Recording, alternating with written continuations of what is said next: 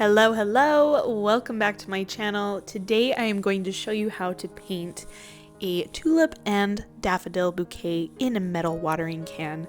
And I just think this project is perfect for spring. You could paint it and hang it up in your house, or it would be great on a card for Mother's Day. For this project, we'll be using Winsor & Newton professional watercolor paints. I'm also using my size 2 Polina Bright round brush and 140-pound cold press watercolor paper. So this part might be a little hard to see, but I'm starting out with the sketch of the watering can. And your watering can look however you would like. I really liked the design aesthetic of having my watering can be wider at the bottom than at the top.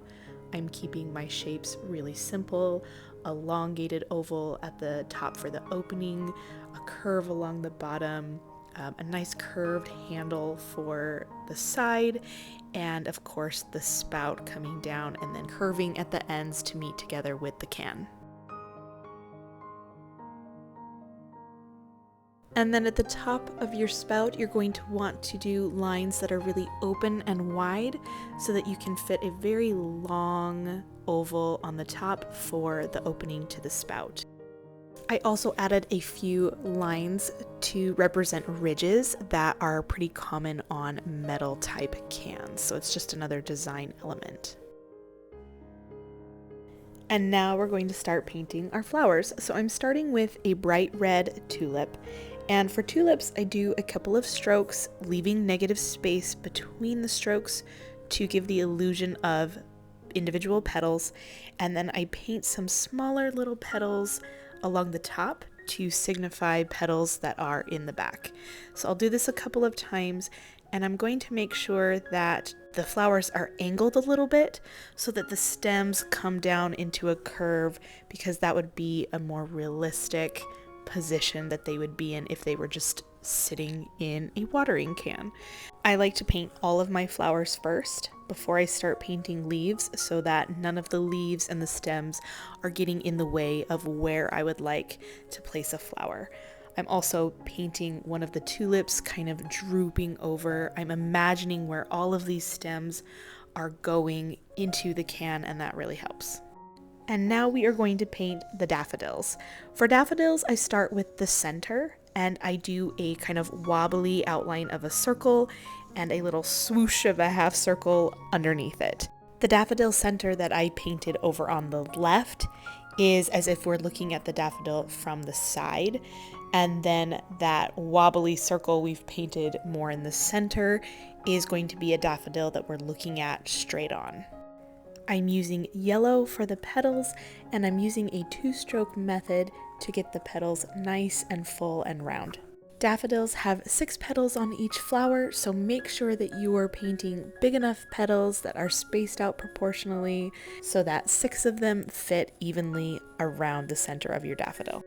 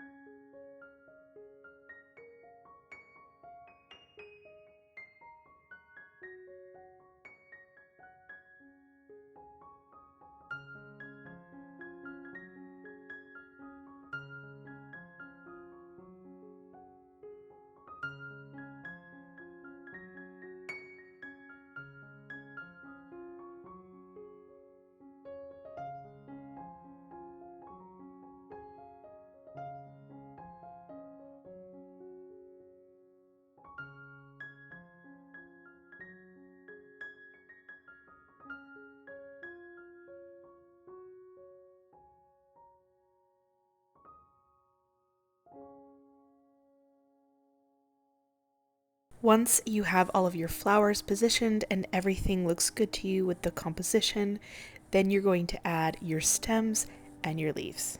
It's important that your stems curve a little bit so that it looks like they're actually sitting in the watering can. It looks more real than if it was straight up and down. Also, one of the beautiful things about watercolor is that they're transparent, so don't be afraid to overlap some of your leaves or your stems around other flowers. Tulips and daffodils have very similar stems. They're really thick. Their leaves are also similar, very long, more wide in the center, and then coming up to a pointed tip. Leaves really do take compositions to the next level. They add height and texture, movement. So just step back and look at your composition and see where you might have an open area and ask yourself if it needs any of those elements. I'm going to be angling some leaves, having some leaves peeking out in different areas. I like to let some of my areas dry, and I'll add a darker shade of leaf over the top to add more dimension and texture, especially with the transparency of watercolor. I'm also going to add lots of leaves spilling out the bottom of the opening of the watering can, and so you'll just see a few different elements and different colors of green that I'm utilizing to make this very highly dimensional, textured, and full of interest.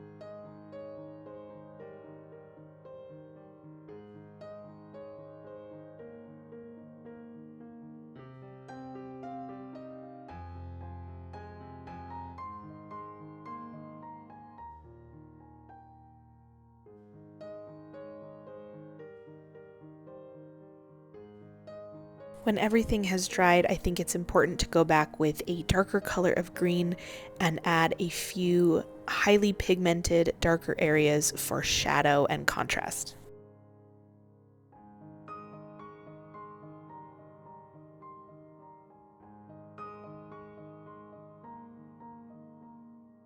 And now we finally get to start our work on the watering can. And the first thing we're going to do is we're going to do a very light overall wash of, I'm using Payne's gray, but you can use any gray, you can really use any color. And then I dab my brush onto a paper towel and use my brush to sweep some of the color off the center of the can, and this will kind of create a highlight on the can. And while this initial layer of wash is still wet, I'm going through and adding a little bit more highly concentrated pigment of paint into areas I want shadowed. So some of the areas I want shadowed are the junction where certain parts of the metal are meeting. So the spout head to the spout arm, the arm of the spout to the metal watering can, and also for shadowing around the leaves and the flowers. And I do this over and over and over again. As you will see, a lot of what I do with the metal watering can is going to be very repetitive strokes to build up the layer of color, which is something that you need to do in watercolor.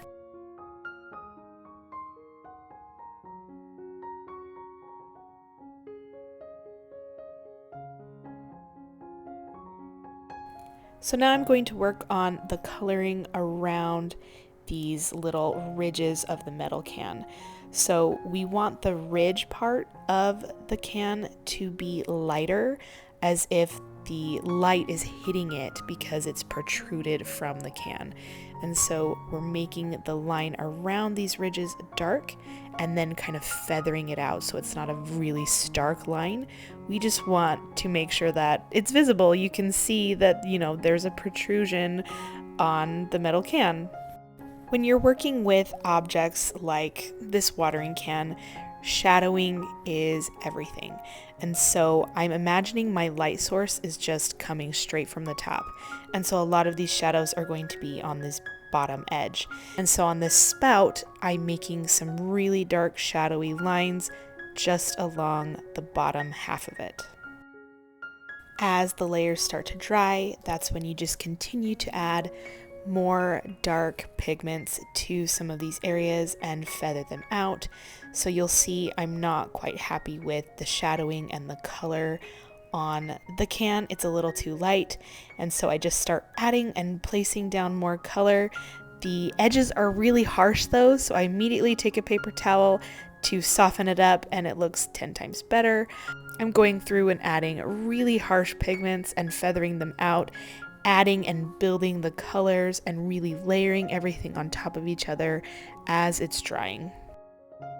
I would say don't overthink this part. Go with your gut. It's very easy to add too much texture or too many layers and kind of overwork your watercolor piece. So just do what feels right to you. Don't be afraid to layer, to add more, but also don't be afraid to take a break from your painting and come back to it later and to see if you really need to add something or if it looks good just the way it is.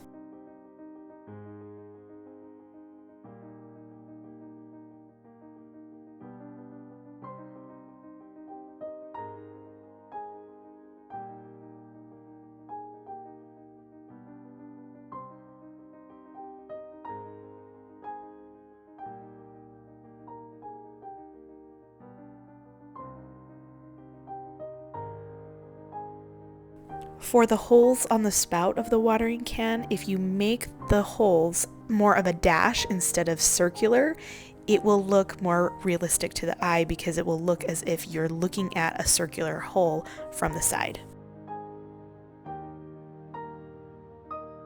A couple of golden brown dots for the centers of our daffodils, and this piece is done.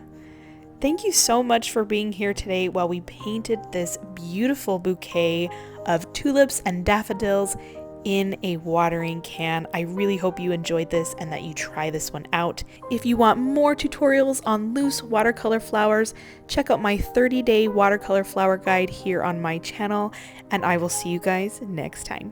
Bye.